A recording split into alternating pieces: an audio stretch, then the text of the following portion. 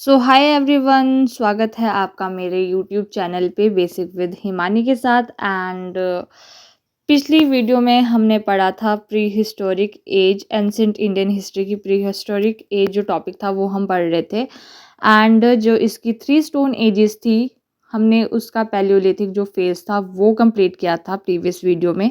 तो इस वीडियो में हम आज डिस्कस करने जा रहे हैं मेसोलिथिक फेज, जो कि मिडल स्टोन एज भी जिसको कहा जाता है, उसको आज हम डिस्कस करने वाले हैं इस वाली वीडियो में ब्रीफली। प्री हिस्ट्री में ओल्ड स्टोन एज के बाद एंट्री हुई मिडल स्टोन एज की, जो कि 10,000 BCE से 7,000 BCE तक रहा। एंड जो मेसोलिथिक फेज की जो मीनिंग है वो है, the term mesolithic is derived from two Greek word meso and lithic. In Greek, meso means middle and lithic means stone. Hence the Mesolithic stage of prehistory is also known as middle stone age. तो जैसे कि हमने यहाँ पे पढ़ा, जो mesolithic जो word है वो ग्रीक लैंग्वेज से लिया गया है। एंड इसके जो दो मीनिंग है, मेसो का मतलब जो है वो है मिडल, एंड जो लिथिक तो आपको पता है स्टोन होता है। तो इसका जो पूरा मीनिंग हुआ वो हुआ मिडल स्टोन एज। इसीलिए भी मेसोलिथिक एज को मिडल स्टोन एज कहा गया है। And both the mesolithic and neolithic phase belong to Holocene era. In this era there was a rise in the temperature. The climate became warm, which resulted in melting of ice and also brought change in flora and fauna.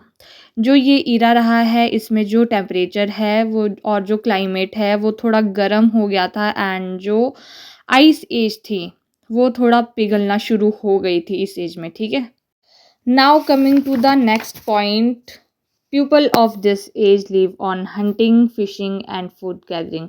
हमें यहाँ पे क्या देखने को मिल रहा है कि जो उस ज़माने के लोग हुआ करते थे, जो मेसोलिथिक जो पीरियड था उस ज़माने के जो लोग हुआ करते थे, वो hunting, fishing and food gathering पे जीवित रहते थे।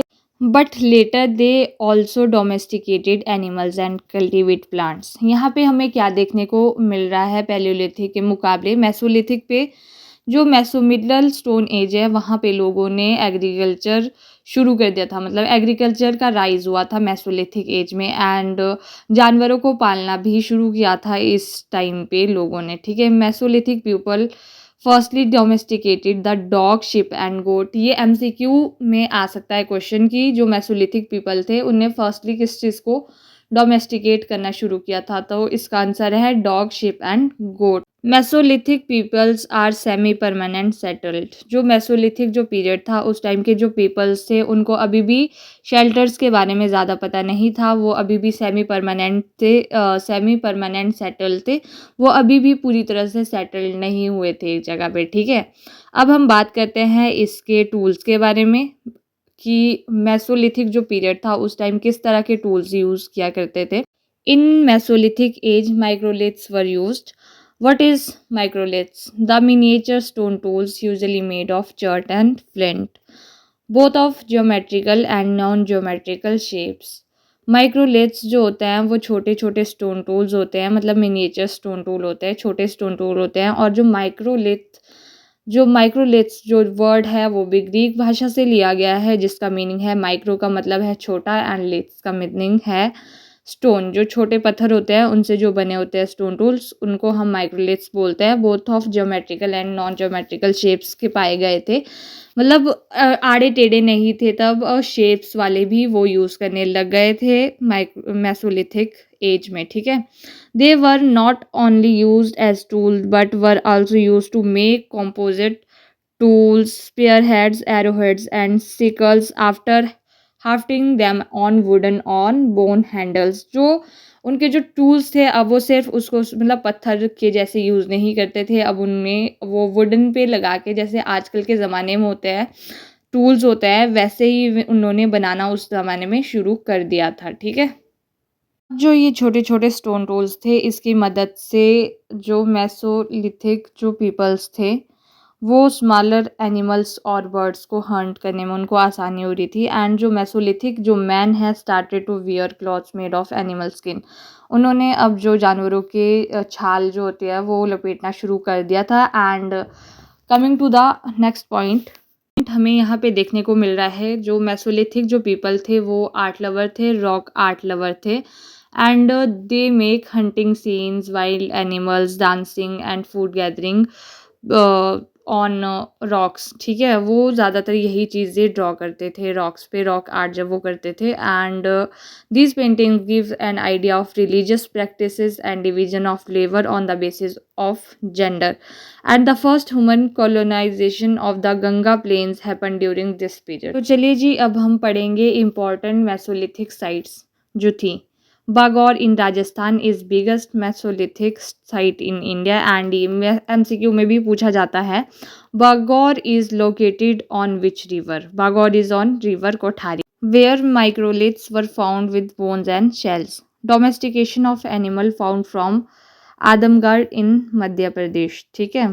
Rock art found from Bhimbetka cave Madhya Pradesh, Kharwar, Jaora and Kathotia Madhya Pradesh, Sundargarh and Sambalpur Odisha, एजुथु गुहा केरला।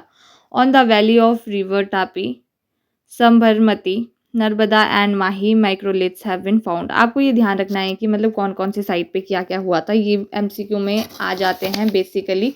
ये बहुत ही ज़्यादा पूछे जाते हैं कि यहाँ पे क्या मिला था, यहाँ पे क्या हुआ था, ये इस तरह से क्वेश्चन पूछे जाते हैं। ठीक है। Langhnaj in Gujarat and Birbhanpur in West Bengal और also mesolithic sites. Bones of wild animal, rhinoceros, black bugs, etc. have been found there, and several human skeleton and large number of microliths have been recovered from the places. Pottery were found in Langanaj, Gujarat, and Kashmir region of Mirzapur, Uttar Pradesh. Okay, तो हमारी जो Mesolithic as थी वो कुछ इस तरह की थी। ये चीज़ें उसमें हुई थी। अबाउट द टूल्स मैंने आपको बता दिया, इसकी इंपॉर्टेंट साइट्स के बारे में मैंने आपको बता दिया, मेसोलिथिक का मीनिंग मैंने आपको बता दिया एंड जो जो चीज़ें इसमें थी मेन वो मैंने आपको सब कुछ पढ़ा दिया। मेन क्या सारा ही मैंने आपको बताया है एंड आई होप आपके लिए ये वीडियो हेल्पफुल रही होगी, और अगर रही है तो बताना ज़रूर। एंड अगर आपको कुछ डाउट्स भी रहते हैं ना तो कमेंट डाउन कर देना उनको, मैं आपको वो शॉर्ट्स में एक्सप्लेन करके दे दूँगी। नेक्स्ट वीडियो रहने वाली है न्यूलिथिक एज के बारे में, तो उसको मिस मत करना। मिलते हैं नेक्स्ट वीडियो में, तब तक के लिए bye bye and stay tuned and stay focused.